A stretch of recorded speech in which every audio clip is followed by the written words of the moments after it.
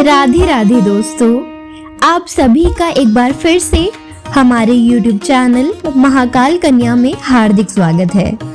भक्तों, ज्येष्ठ मास की अमावस्या को आने वाला वट सावित्री व्रत केवल एक साधारण व्रत नहीं माना जाता, बल्कि यह अखंड सौभाग्य, पति की लंबी आयु और अटूट प्रेम का प्रतीक माना जाता है।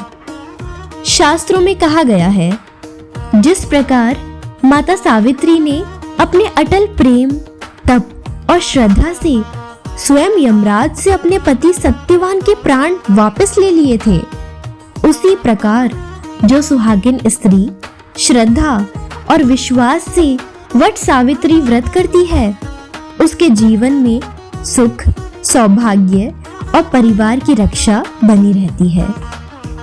इस दिन महिलाएं वट वृक्ष अर्थात बरगद के पेड़ की पूजा करती है, कच्चा सूत बांधती है, उपवास रखती है और माता सावित्री की इस दिव्य कथा को सुनती है।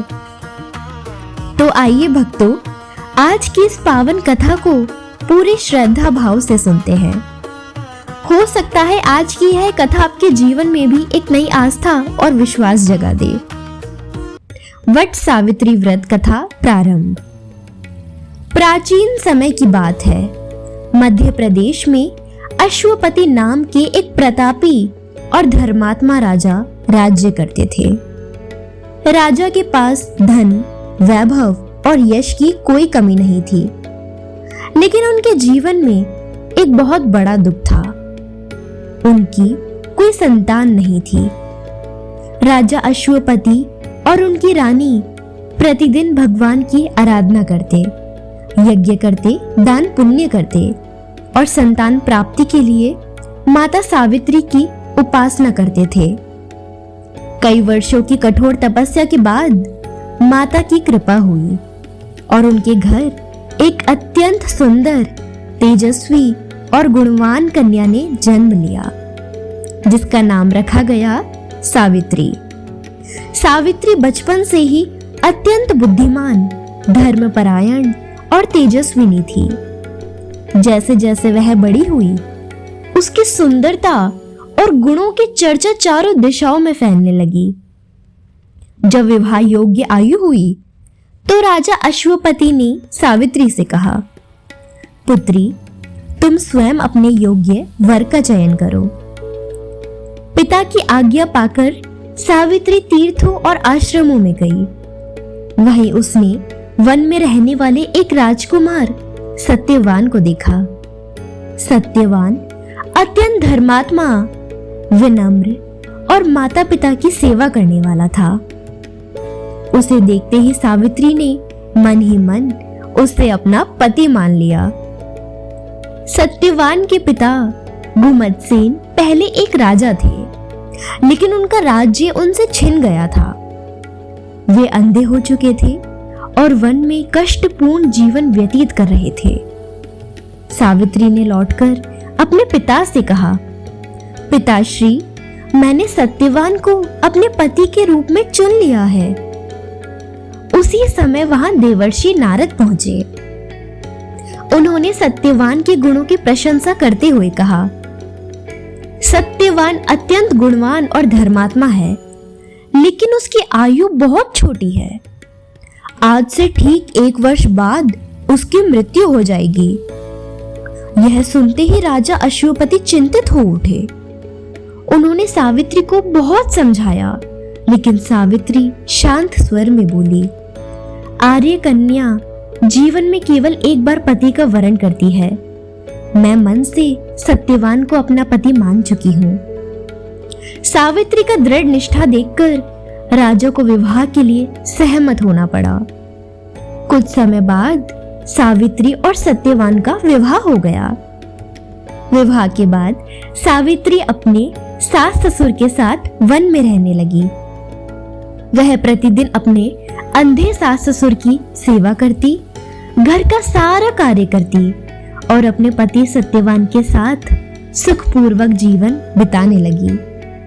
लेकिन उसके मन में नारद जी की वह बात हमेशा रहती थी। जैसे जैसे समय बीतता गया, सत्यवान की मृत्यु का दिन निकट आने लगा। जब अंतिम दिन शेष रह गए, तब सावित्री ने कठोर व्रत और उपवास आरंभ कर दिया। उसने अन्न और जल का त्याग कर भगवान से अपने पति की रक्षा की प्रार्थना की। अंततः वह दिन भी आ गया। सुबह सत्यवान लकड़ियां काटने जंगल जाने लगे। सावित्री ने भी साथ चलने की अनुमति मांगी। सास ससुर की आज्ञा लेकर वह सत्यवान के साथ वन में चली गई। जंगल में सत्यवान पेड़ काटने लगे, लेकिन अचानक उनके सिर में भयंकर पीड़ा होने लगी। वे कमजोर होकर एक विशाल वट वृक्ष के नीचे बैठ गए। सावित्री ने प्रेम से उनका सिर अपनी गोद में रख लिया। धीरे धीरे सत्यवान की आंखें बंद होने लगी और उसी क्षण उनके प्राण निकल गए। सावित्री की आंखों से आंसुओं की धारा बहने लगी, लेकिन उसने धैर्य नहीं छोड़ा। तभी वहां धर्मराज यमराज प्रकट हुए। उन्होंने सत्यवान के सूक्ष्म शरीर को अपने साथ ले जाना शुरू कर दिया। सावित्री भी उनके पीछे पीछे चलने लगी। यमराज ने कहा, देवी अब लौट जाओ, पति का अंतिम संस्कार करो, यही संसार का नियम है। लेकिन सावित्री बोली, जहां मेरे पति जाएंगे वहीं मैं भी जाऊंगी। सावित्री की पतिव्रता निष्ठा देखकर यमराज प्रसन्न हो गए। उन्होंने कहा, देवी तुम एक वर मांग सकती हो। सावित्री बोली, मेरे अंधे सास ससुर को फिर से आंखों की ज्योति प्रदान हो जाए। यमराज बोले, तथास्तु। लेकिन सावित्री फिर भी उनके पीछे चलती रही।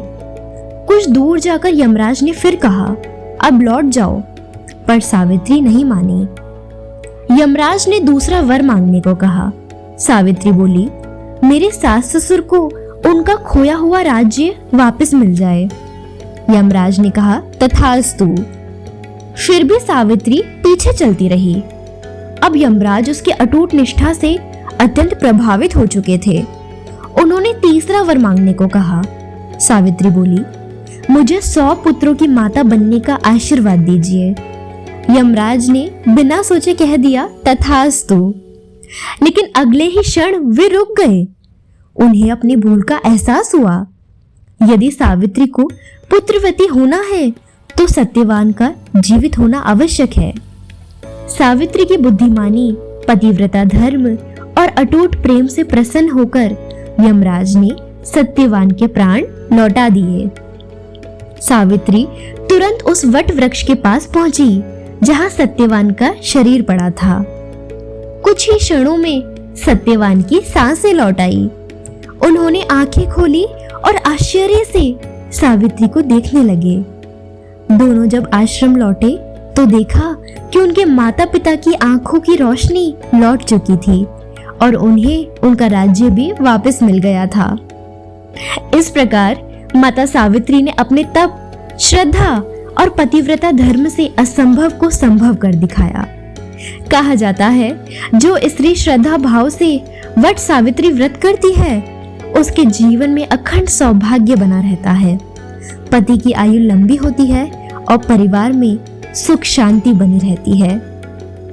भक्तों, यह कथा हमें सिखाती है कि सच्चा प्रेम, विश्वास और निष्ठा सबसे बड़ी शक्ति होती है। माता सावित्री ने कभी हार नहीं मानी और अपने धैर्य, बुद्धि और तपस्या से स्वयं मृत्यु को भी झुका दिया। वट वृक्ष को इस दिन इसलिए पूजनीय माना जाता है क्योंकि यह दीर्घायु, स्थिरता और अखंड जीवन का प्रतीक माना जाता है। इसलिए महिलाएं वट वृक्ष की परिक्रमा कर अपने परिवार और पति की लंबी आयु की कामना करती है।